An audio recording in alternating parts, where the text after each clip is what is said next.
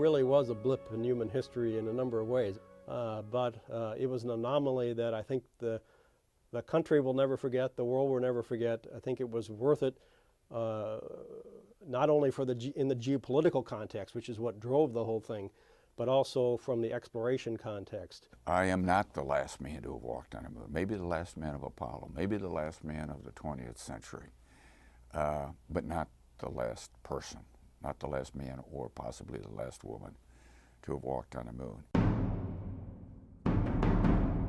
Today, the moon is again coming within our grasp. And again, 40 years later, Apollo will help us reach it. A new generation of moon machines is being built and tested. Many of the new designs are directly descended from Apollo hardware, including the lunar lander.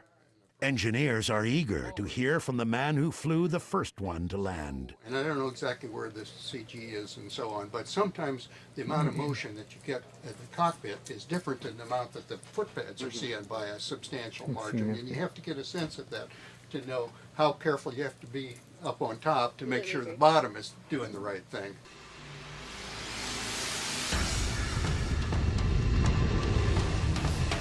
The next generation lunar rover will bear little resemblance to the Apollo buggy. Its explorers will drive the moonscape in shirt sleeves. The key thing about this vehicle is it's a small pressurized rover, so we actually live in the vehicle under pressure. The suits are hanging off the back on devices called suit ports.